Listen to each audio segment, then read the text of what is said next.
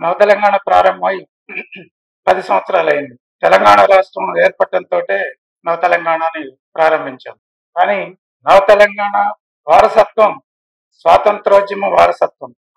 స్వాతంత్రానికంటే ముందే 1942 జూలై 17వ తారీఖున ప్రజాశక్తి వారపత్రిక స్వాతంత్రోద్యమంలోనే ప్రారంభమైంది.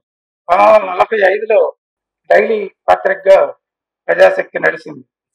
1948లో ప్రజాశక్తిని నిషేధించారు.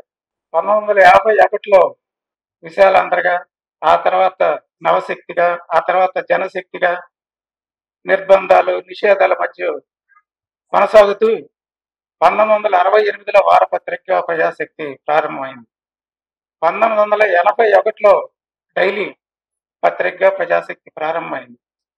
అంటే నవ తెలంగాణ యొక్క వారసత్వం స్వాతంత్రోద్యమ వారసత్వం, 83 సంవత్సరాల వారసత్వం చరిత్ర నవ తెలంగాణ అనుకుంది. నవ తెలంగాణ వారసత్వం 44 సంవత్సరాల డైలీ పత్రిక అనుభవం, వారసత్వం, చరిత్ర నవ తెలంగాణ వెనకాల ఉంది.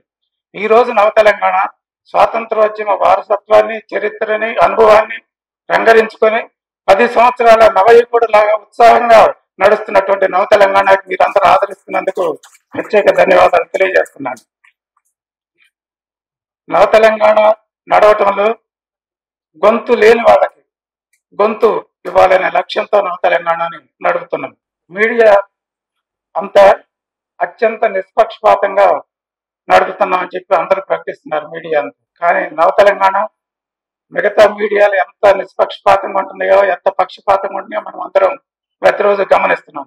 కానీ నవ తెలంగాణ మాత్రం మేము అత్యంత పక్షపాతంతో నడుపుతాం అని ప్రకటించి నడుపుతున్నాం నవ తెలంగాణని. మేము పక్షపాతం పేదలు, రైతులు, కార్మికులు, ఉద్యోగులు, అట్టడుగు తరగతులు, దోపిడీకి పీడనకు గురయ్యే వాళ్ళ పక్షం నవ తెలంగాణ.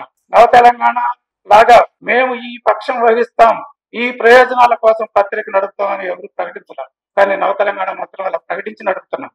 అలా ప్రకటించి నడుపుతున్నాం కాబట్టి ఈ రోజు కొంతమంది భూస్థాపితం చేస్తామన్నా, ఆ అడుగుల్లో పాతి పెడతామన్నా వాటన్నింటిని తట్టుకొని నిలబడి నవ తెలంగాణ నిరంతరం నడుస్తూ ఉంది.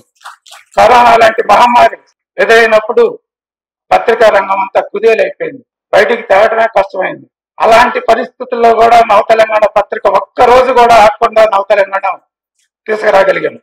ఇలా తీసుకురాగలిగామంటే ఇక్కడ ఉన్నటువంటి వాళ్ళు, ఇక్కడ లేకపోయినా వేల మంది నవ తెలంగాణకి సహకరిస్తున్నటువంటి వాళ్ళందరి సహకారంతోనే నవ తెలంగాణ నడవగలుగుతుంది. దీంతో పాటు ఇక్కడ కూర్చున్న వాళ్ళు కాకపోయినా బయట ఉన్నా సరే మా నవ తెలంగాణకు ఉన్నటువంటి పెట్టుబడి మా విలేకరులు, మా సిబ్బంది. కరోనా టైంలో మేము జీతాలు ఇచ్చినా ఇవ్వకపోయినా, కుటుంబం గడిచినా గడవకపోయినా, కుటుంబం కంటే నవ తెలంగాణ ముఖ్యమని చెప్పి ఎంతో త్యాగం చేసినటువంటి విలేకరులు, సిబ్బంది సహకారంతోనే ఈ రోజు నవ తెలంగాణ నడవగలుగుతుంది. వాళ్ళందరికీ పేరు పేరున వందనాలు తెలియజేస్తున్నాం. నవ తెలంగాణకు సహకరిస్తున్న ప్రతి ఒక్కరికి ధన్యవాదాలు తెలియజేస్తున్నాం. భవిష్యత్తులో కూడా అనుకున్న లక్ష్యాలకు కట్టుబడి మా నవ తెలంగాణ సిబ్బంది, విలేకరుల సహకారంతో, అనేక మంది సానుభూతి పరుల సహకారంతో ఈ పత్రికని మరింత ముందుకు తీసుకుపోతామని చెప్పి ఈ వార్షికోత్సవం సందర్భంగా మరోసారి ప్రతిజ్ఞ తీసుకుంటూ